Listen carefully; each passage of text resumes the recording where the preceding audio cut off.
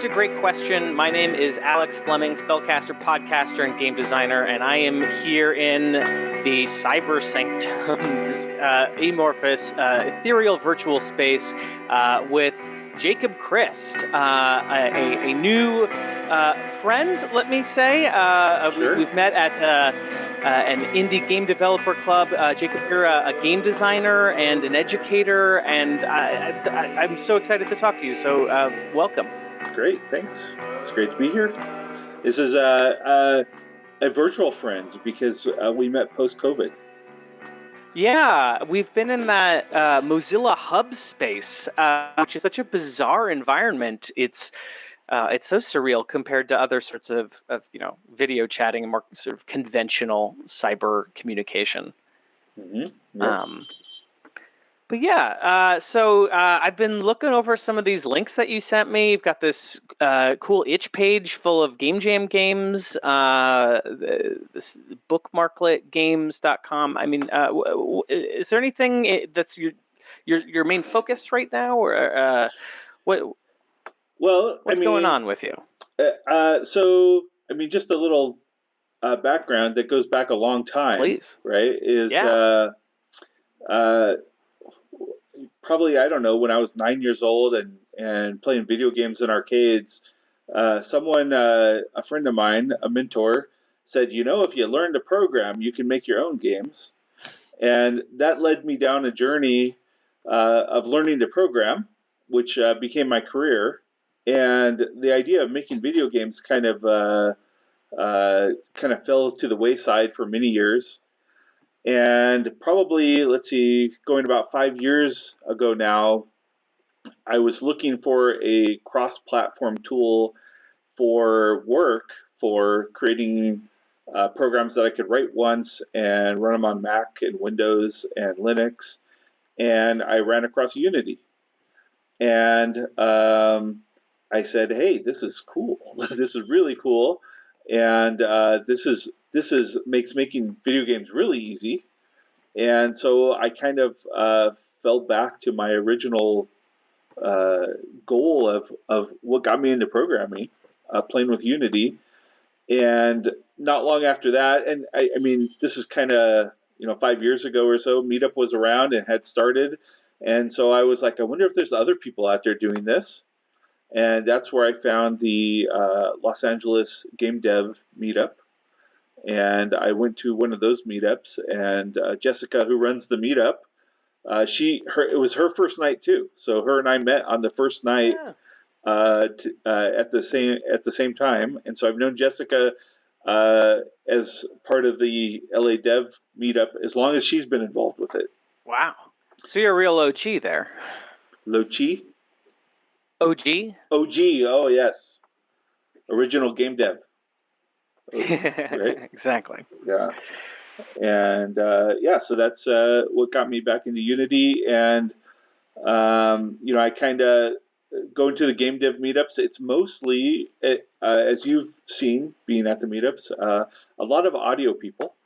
Yeah, a lot of musicians and composers. Yeah. And so I went looking for artists because I'm a programmer. And there wasn't a lot of artists. So, and I played with Blender for years. And so I realized to write games, I have to do my own art because there isn't a lot of art people out there. So I've gotten pretty good with Blender over the last 5 years. And I've actually, some of the games on my itch page, that's all I've worked on was the art. So cool. I think there's a Picnic Panic one.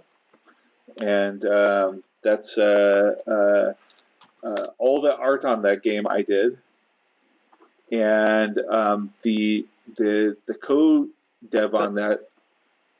Is that BBQ Panic? Barbecue Panic, right yeah. Now? BBQ Panic. Yep. Oh, nice. Yeah, I love this style. Reminds me of like the early internet in a lot of ways. And I love this page in general. There's like all these wires plugged into a giant board, and it just is very soothing to me for some reason. You're talking about my itch page. Yes, yes. But I mean, just looking at all the different thumbnails of all the pictures here, there's I'm trying to think of how to describe it. I mean, it's some things look almost like claymation or Tim and Eric. There's just like sort of a lo-fi vibe. It just reminds me of when I was a kid and looking at all these things on the internet and in my book. I would get these like CDs of compilations of games, and there'd always be a bunch of uh, just of like really crazy looking ones that were and those. These have this kind of edge to them that I just think is really cool. Yeah, it's a lot of fun. I so the on my what you're describing here on my itch page, if for Yeah, people that can't see it, is there'll be a link in the show notes. yeah the so I teach electronics too, and I studied electronics and software engineering. And so there's one of my student projects that's the bottom side back in the day when we used to do wire wrapping. So it's just a cool picture. So I that's the background of the itch page. And then there's this little hand drawn half human, half fox flying creature. My daughter did that, and so my daughter does some art, and I've done some video game art with her. And Yeah, I think you mentioned before that she's been doing some art for some of your games. I think that's really cool. yeah, She's a great artist. yeah, she's doing good. And that I mean that art's probably So 3 years old. okay. Oh wow. So what was it like making that transition from like electronics and programming from what sounds like more of an engineering perspective to switching over to games? You know, were there games that made you want to do it? Are there certain types of games? Like what fueled you there? Uh, I don't know that I've thought about that a whole lot. I don't know that there was much of a transition Really? Okay. because I mean Unity is C sharp, and I have used C sharp at work, and it's very close to a lot of what I'm doing at work. It's I mean writing desktop applications is significantly different, but yet significantly the same. I mean, I think the hardest part of Unity is like just kind of wrapping your head around the objects colliding with each other and triggers and rigid bodies and dealing with the physics and how that relates to your programming. But I mean, once you kind of wrap your head around that stuff, then it's very close to desktop application programming. Yeah, it's funny. I was working on my game the other day, and I have spent all day chasing down a bug that is just around confirming whether or not you want to overwrite something. And I so my entrance into games has been very much from sort of the design side and as an artist. But and I've learned programming a lot more recently. It's always been something that was just kind of out of reach for most of my life.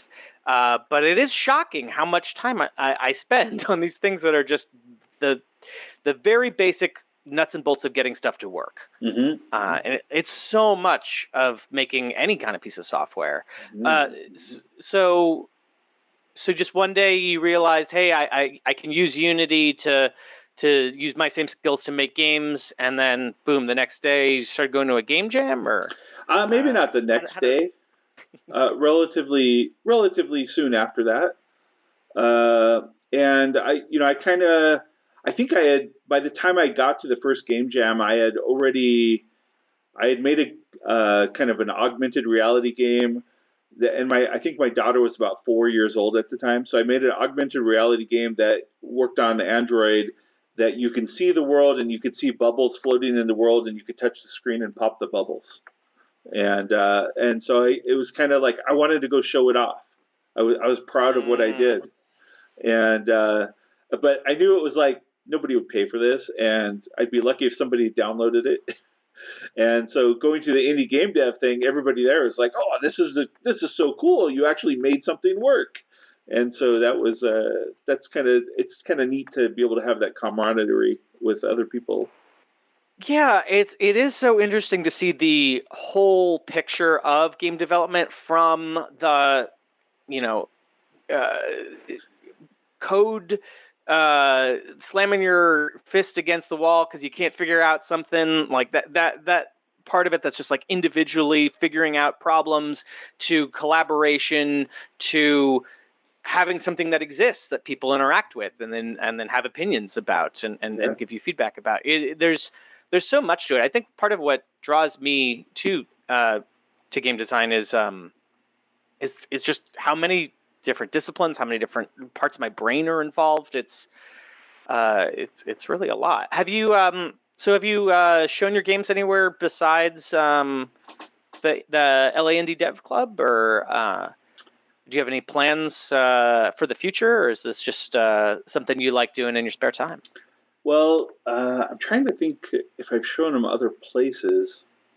I'm sure I have. I show them to anybody who's willing to pay attention, coworkers. Uh, but and I think I mentioned, that one of the things that I'm passionate about right now in relationship to game dev is to figure out a way to actually go from a hobby to actually generating revenue. Yes. And so the so and one of the links I sent you was for bookletgames.com. And so one thought I had when my daughter was in kindergarten, they have to study sight words, and so I have a game that helps kids learn sight words, kindergartners. Wait, what is And the sight word? a sight word is a word that you recognize by sight, Oh, okay. by just looking at it. You don't know how to spell it necessarily, but you could look at it and identify that is and or I or they. And Gotcha. so in kindergarten, they had to learn 60 sight words, but I think at the school now they're up to 100 sight words. And so the thing that we learned real quickly is our daughter could learn the sight words, but flashcards get boring and different things got boring. And so we ended up just figuring out different ways of playing with her, because playing is the best way to learn. And so by one of the things that we would do is we would hide the sight words around the house. And so we'd say, go find the word and so it was like hide and go seek sight words. And so but that would she'd get bored of that. And so it's just variety. Finding different ways to play different games helped her to learn those sight words. And I was like, hey, this should be a video game. Oh, there's one place I've showed it for career day at her school. I took that game plus other games as a video game developer as something you could do uh, Awesome. as a career, and I was just about the most popular booth at the school. Oh, I bet. And so and Video that games are always so popular. oh yeah, so and it was great. I put the game out there, that sight word game, and it was really neat to see kindergartners come over and just be like, I recognize the word. And so that was kind of fun. And so the bookletgames.com, that is a site that I set up around the idea of creating educational games for kids that are kind of the philosophy that we take is educational games suck, we don't want to make games that suck, right? And so that's kind of the philosophy. And that's what we're doing with the California history video game is we want it to be educational, but more importantly, we want it to be fun. Have you heard of like serious games or impact games? I have Much of not. that kind of terminology? No, I have not. In my last job, I worked a lot with these, which is part of how I got into game design. Um, uh, is very much that same idea of like educational games. Everyone knows that no one likes. I think they call it like putting chocolate on broccoli. Like, it doesn't actually work. And everyone knows it's broccoli. You Yeah. can't hide that. And so there was this. There have been sort of waves of these movements with different names. No one really settles on a name. I went with impact games a lot. But of these games that are trying to achieve a purpose more than being pure entertainment. There's some kind of message they're trying to send, or some kind of skill they're trying to teach, or some kind of particular instance they're trying to simulate. But also it's supposed to be fun. Mm-hmm. But it was like such an important distinction that they had to come up with another term to separate themselves from educational games. Mm-hmm. Especially since in just kids run Yeah. at times. So I'm really curious because I've spent a lot of time around like games and the classroom, but from the sort of tech nonprofit perspective, not necessarily actual in classroom teaching. So is this how you're hoping to be able to make game development a career? Is through what I would call impact games, of games that have some kind of value beyond just the fun that's passing? Well, so if you look around at the indie game development landscape, it's very easy to see that there are tens of thousands of people that identify themselves as indie game developers, and you could see some of these bigger game jams will have thousands of entries, and so I think like indie game jam the movie or indie game the movie. That's not maybe it could happen, but it's a pot. Uh, it's a shot in the dark, right? To have a successful indie game now, Well, and look at what happened to the people in Indie Game the movie, right? Like mm-hmm, Team Meat was successful, but they were a team, whereas Phil Fish crashed and burned super mm-hmm. hard. Yeah, yeah, yeah, and I was so yeah, you know, I think some of the things I've been looking at. I'm trying to think of the guy's name. There's a guy who does a GDC talk. I think his name is Chris. Starts with a Z or something. Chris Uh, what? his last name starts with a Z, and he does these talks on developing email lists. Mm-hmm. And so and to find your super focus and to be able to focus, I should have him listed right on my page. I might even so if under booklet games / game, I think there's a link Mm-hmm. from the first page. I have this plugin that I built for Unity that allows you to present a dialogue to the user and type in their email address. So right from within the game, they could add their email list or email to a email list for you. And this is I call it my game analytics marketing engine. Right? Mm-hmm. Um, it's an acronym that spells game. And so uh, uh, so this This these is special. I'm sorry to interrupt, but yeah. I love getting caught on these tangents. But I know there's a special word for the kind of um, oh my gosh, I'm blanking. But for the kind of acronym that is recursive It's and a has its recursive own. acronym. Yeah, is that just all that it is? That's it. I just really I wanted to take a moment to appreciate that you Yeah, put a recursive acronym in there. it is. I am a programmer and I do use open source a lot. And it's you learn it from the GNU, which stands for GNU is not Unix, Mm-hmm, right? mm-hmm, mm-hmm. And that's I think the original recursive acronym. It's the first one I heard of. Yeah. So yeah, game is a recursive acronym, game analytics marketing engine. which Mm-hmm. yep. And so yeah, this so Chris, I know his first name's Chris, that does the GDC talk on email, kind of inspired me to develop this plugin. And I like actually the first thing I did is I went to the Unity store to try to find something, and I was surprised Right. there was nothing. There are plugins that you could set up your own web page, but nobody's out there has a service. And so I kind of Hmm. built this as a service, though I'm only servicing myself right now. And but it's out there, and I think you could sign up unless there's a bug to be able to add it to your own games. Oh And yeah. I'm not charging for it right now. I'd like to be able to charge for it if it makes money, but um, like my whole thought is like I wouldn't charge anybody until you had 10,000 players or something, so that and then it'd be really cheap, like $10 a year or something. I don't know.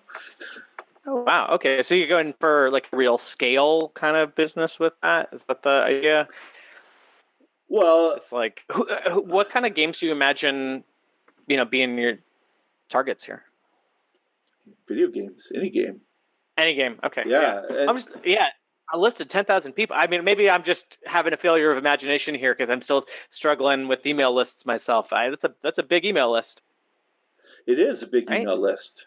But I mean, from my perspective, what does it take to store 10,000 emails on a server that I That's pay true. $10 a month for or something? I'm already paying for it, right? So it doesn't.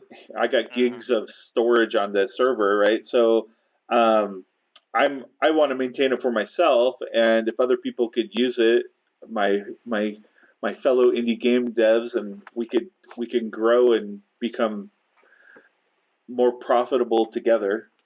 Or So for the other devs who might be listening, let's walk them through this real quick. yeah, So I download your package and yeah, import it into Unity. Is that right?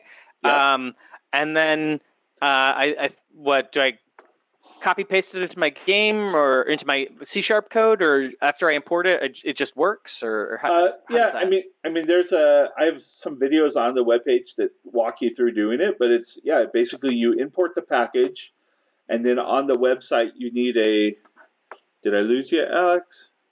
I'm still here. Can you hear me? Okay, your video kind of, you got a very steady look on your face right now. Your video, your video has paused. But Yikes. yeah, so you download the package, you import it through the package manager into Unity Game, and then on the website you will generate a unique key for your game, and you copy and paste that into the inspector, and that's about it. And it just works. And so the value here for those who maybe aren't indie devs is that now in your game, a pop-up comes up that at whatever point you choose to insert it that says, "Hey, would you like to give me your email address so that I can email you later?" Is that generally That how it works? that's what it does. And Nice, when nice. you say register, it'll tell you if it already has your email or not, and it will send you an email to confirm your email so that the website can confirm that it's a valid email address.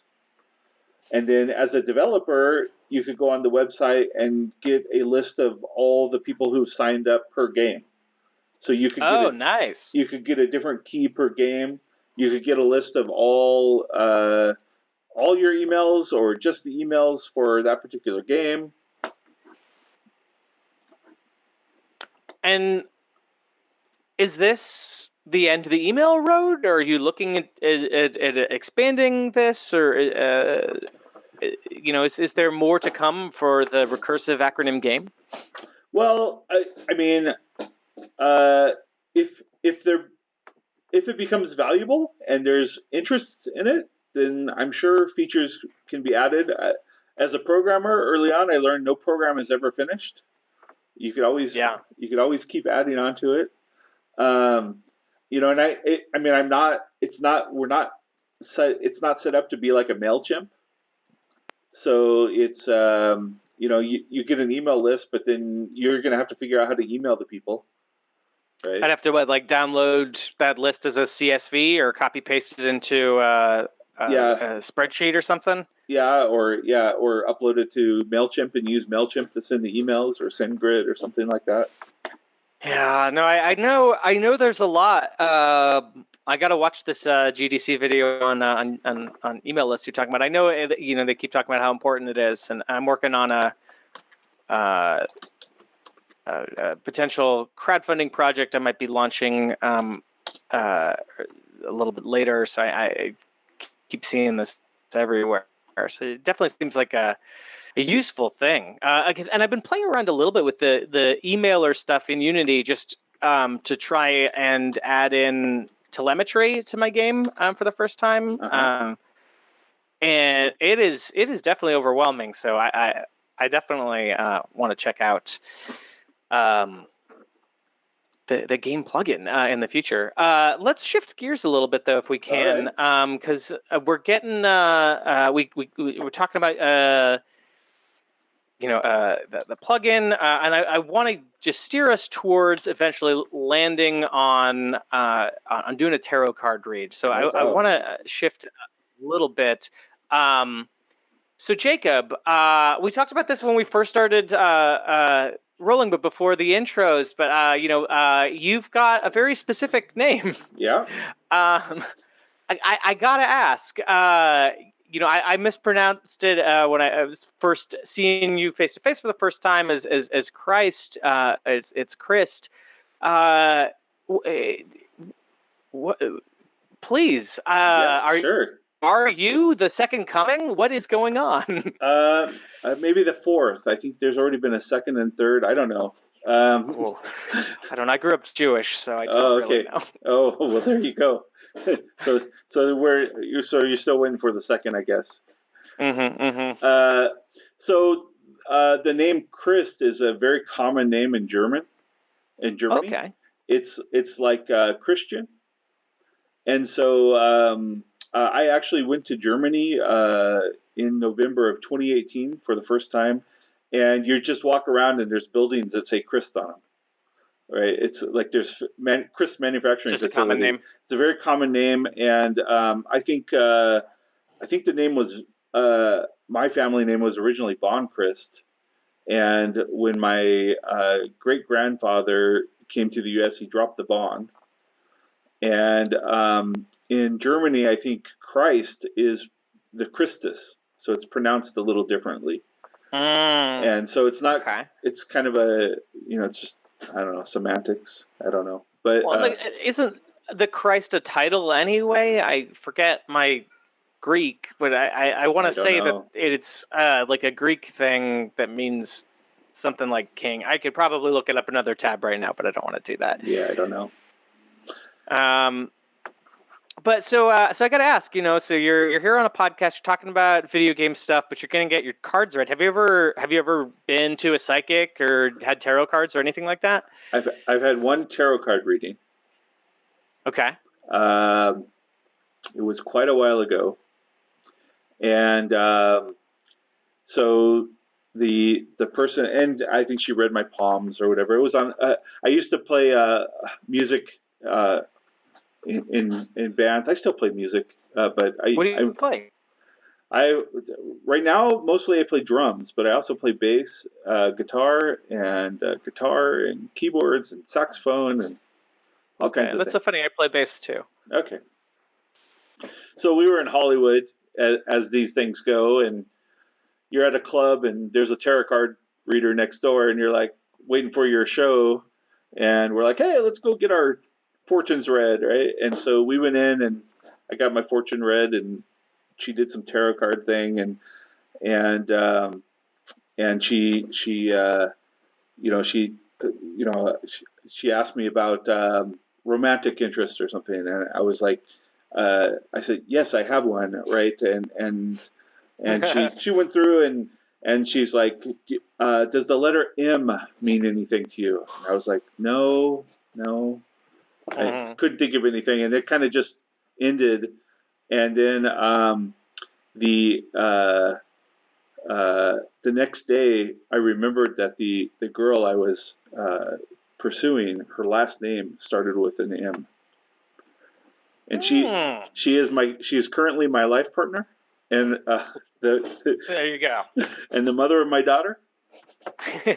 And so So the that's psychic got it right. the psychic got it right. She got it right. That's a funny story. Yeah, Uh, okay, so that's the only time. that's the only time. Yeah, I don't know. My full disclosure, I am a skeptic tarot card reader. Okay, nice.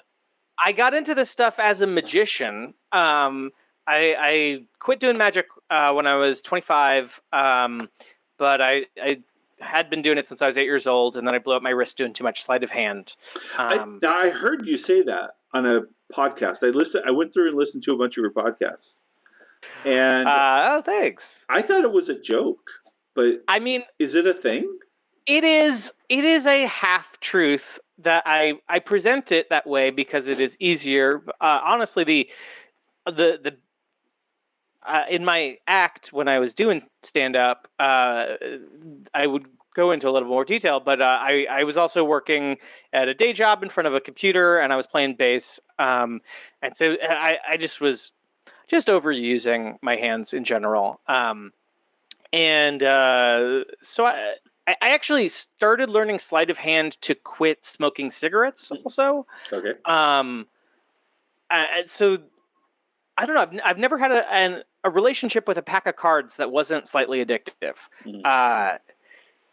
And oh gosh, where was? Oh, yeah. So it is a joke in that there were other factors involved, but it is not a joke in that I met Penn Jillette at a book signing once, and I asked him because there's a particular sort of palming, the top palm, that I heard him in a Reddit AMA talking about how he was having some like arthritis in under his thumb when doing this one particular move, and so I asked him about it, and he said he takes a lot of aspirin, and he shook my hand in this way where it was like he was delicately shaking just my index finger. Mm-hmm. Mm-hmm. It was the most condescending thing I've ever experienced in my life. Mm-hmm. But so there is some amount of the mechanics of being a human and being a physical entity that has muscle and flesh that needs to relax. That is a part of magic, and I've always been drawn to sleight of hand specifically as opposed to opposed to stage magic. Okay. That's always been my interest. But so I got into tarot cards in for a haunted house that I was doing like a tour in. Mm-hmm. And so I wanted to do a couple false shuffles at the beginning and have like a script of like, oh, we got this read and it's from this ghost. And then I started using them regularly, which I think the woman who sold them to me, she would have been so happy because she was so mad when she found out I wasn't going to use them for real divination at the store. When I said it was just for the lying kind of magic. But oh gosh, there's so much. I mean, you go into the archives of the show and you can find me talking about some of this stuff. But I feel like there is a kind of magic. I heard this on a podcast recently that in the olden days, the concept of magic has mutated into two children, into art and media. And I really like that metaphor because all magic is ritual, sounds, actions that produce an effect in the human body. Mm-hmm. The idea is oh gosh, I mean, if to connect to Dungeons and Dragons, the bard's inspiration and the power of music, I think, is a very practical example of like you can listen to this strange series of sounds and suddenly feel better, Mm-hmm. and then that can have a medical application or a therapeutic application. So this is my theory of the tarot in a sort of neo-scientific, neo-Jungian way. I'm still sketching out the manifesto. Stay tuned on a Sure. future Okay. episode. Yeah.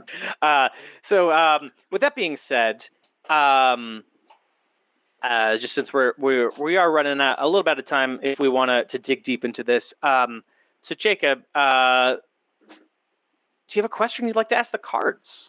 So I think the question on my mind mostly is what's the future for our world? Are we civil unrest, or are we going to be civil to each other? Mm, okay, yeah. Uh,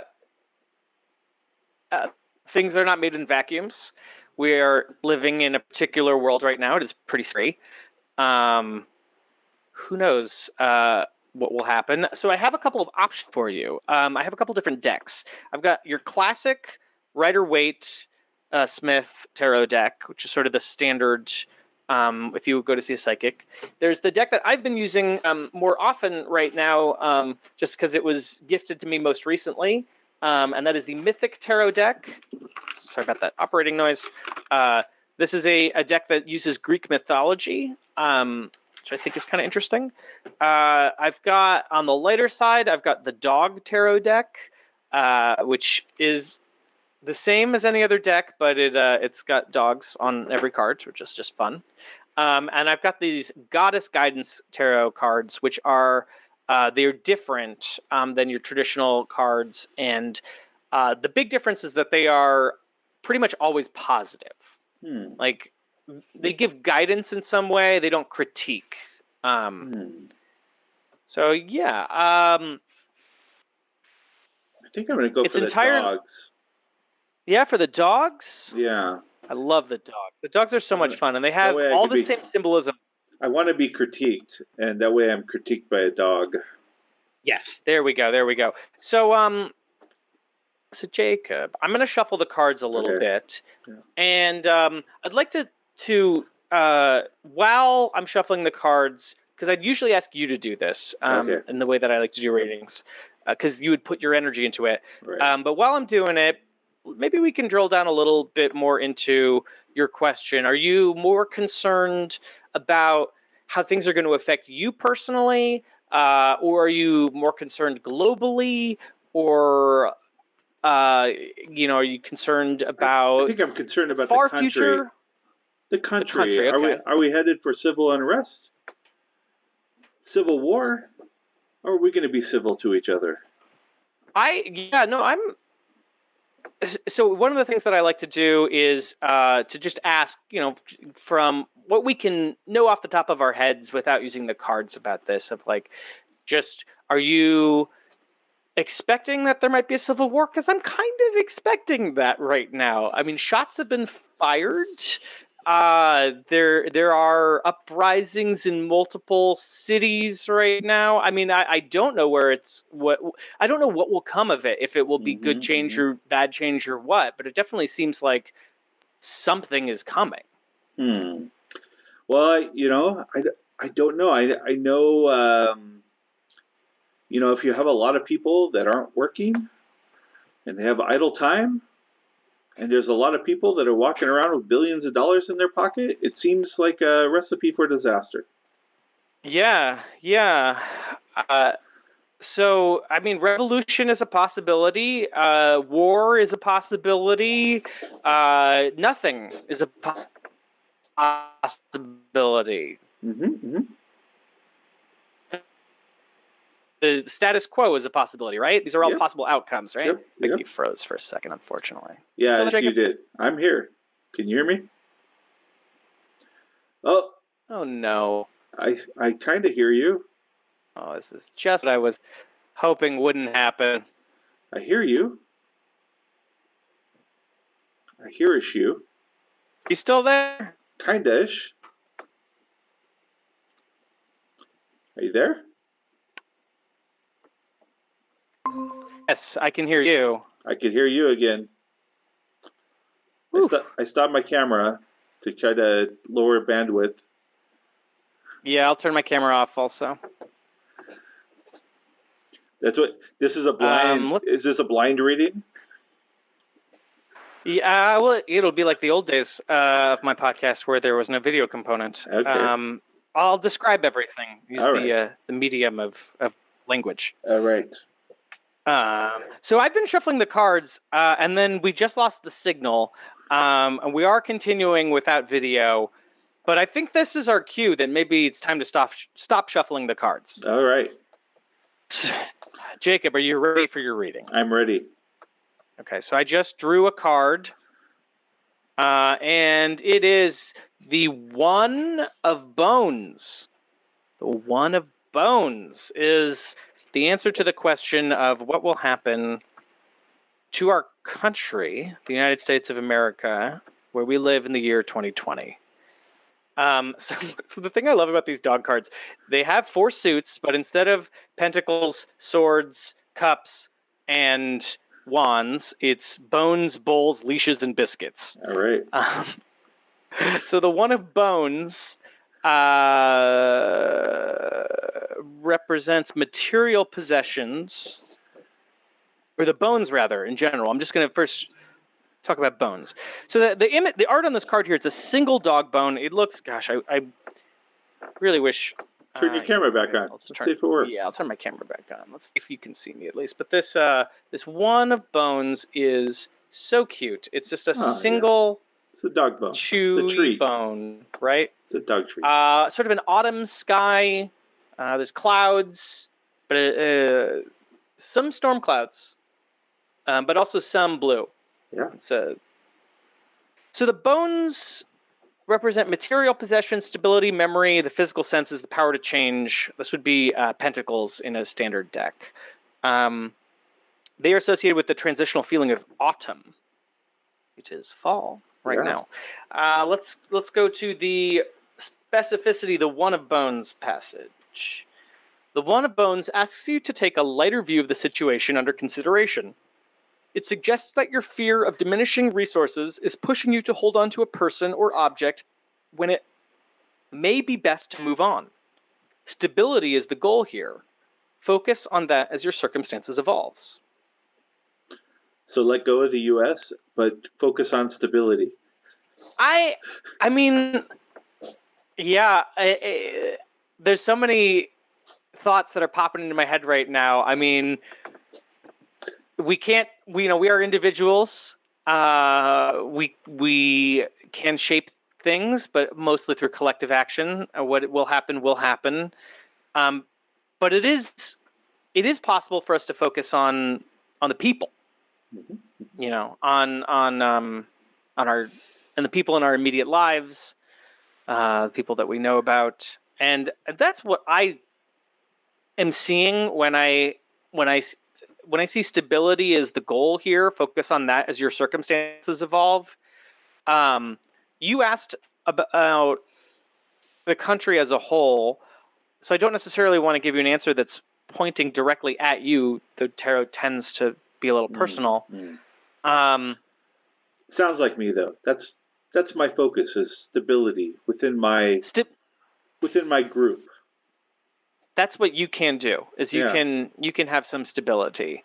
And the diminishing resources, the fear of this change is pushing you to hold on to a person or object when it may be best to move on. Is the United States person or object in this situation? It could be, but it could also just be this. I like to think about the ship of Theseus a lot. You know, is the United States that it has been always? Is it what it is currently? Is it something that is different than the sum of its parts, or is it the particular configuration of government that it is now? I don't know. I think that, the one thing I've come to realize is my view of what I think of the United States and what I've always thought of it is not the same as everybody else's. And so I think we all love the country, but we love it in different ways. And my love of the country may not be or overlap with your love of the country. There may be different things Yes. And what you love about the about the country. country, I may hate about it, right? And so And I was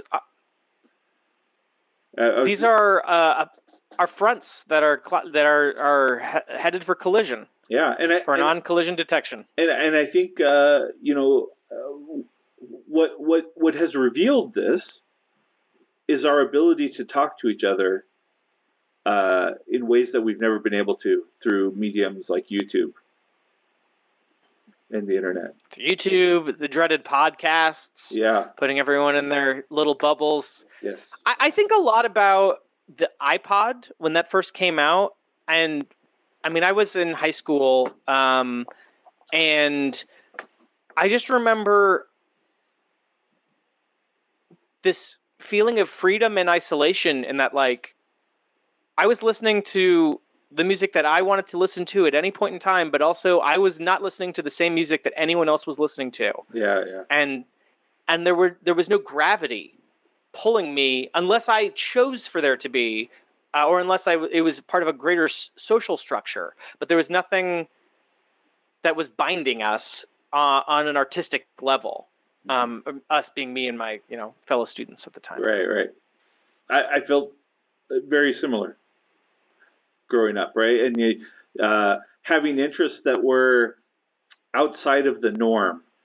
And then you get the internet and you find out, oh wow, there's 10,000 other people that want to make indie games too, right?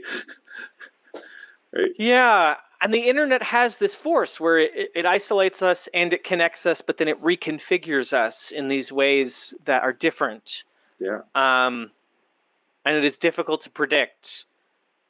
Yeah. And there are lots of things about the past that I hope we shed our those things and are able to move past them. Yeah. There Generally, is always that worry of stability, though. That is yeah. definitely the concern, right? Generally, I'm an optimist, and I think everything that's going on now is just the world waking up to everybody else's and what's I think we'll learn to adjust, and we'll have to learn to accept each other, or well, I guess the alternative is not very tenable. So. Yeah, but what can we do in the face of this? Focused on stability, I think that's actually really good advice. Yeah, be nice to each other. Yeah, and our own personal, emotional, spiritual, physical well-being and stability. I know self-care gets thrown around a lot, but I think it's a lot more than purchasing creature comforts. It's about finding things that make you happy. It's about finding ways to have uh, to heal your psyche Mm-hmm. in times where just being alive is maddening. Mm-hmm. It is. We're under quarantine. I mean, we've been kind of dancing around the specifics of all this with the election coming up and quarantine, and you almost don't need to get into it though because there's so much, and all these things, in my opinion, are not new issues. They're just the results of deep problems that have been with us that have never been addressed. Yeah. Um, but yeah, well, I don't mean to end on a huge bummer, but That I wasn't a don't bummer. really have anything. No, No, it's not. It's that true. was a good reading. I'm glad. I'm glad. Yeah. Do you feel comforted in any way? Mm, maybe just by talking to you.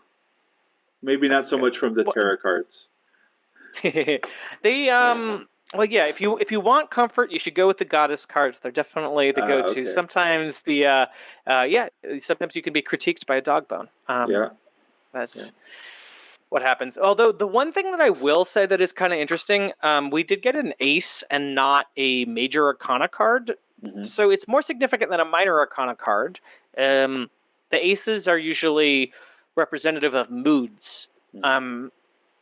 And general climates or the spirit of and the spirit of bones, but of earth. If we're talking Avatar: The Last Airbender, classical mythology, bones are earth. So this is a time to focus on shelter, to focus on making sure that you have what you need, and let everything else fall into place. All right. Well, Jacob, I really appreciate your time and your insights and your question. I want to give you a chance to talk before we go about anything that you want to plug with your recursive game acronym or bookmarkletgames.com. Yeah, I guess so. Most of the games on my itch page, and you're gonna put them in your show notes, I guess, right? Those are Absolutely. those are Game Jam games, and I gave you a lot of links of co-developers that on this journey of making games that I've just met at Game Jams, and some of them are people that I've met only virtually, and we have made several games together virtually, and we've never met in person, including the game we're working on now. And so I have links that I put in there for some of the stuff of my co-creators that I'm working with, and the I'll have last to have him on the show at some point. yeah, definitely, and Chris Zukowski, Zukowski. I found the guy's email. He has a couple of GDC talks on email. I don't know him, but they've been very inspiring on trying to get from hobby to an audience. Well, that's definitely a big goal of mine. I am definitely going to check those out. Thank you for the name, those links. Again, Jacob, thank you so much. I'll make sure to have all those links in the show notes. This will be up on iTunes, Stitcher, and YouTube.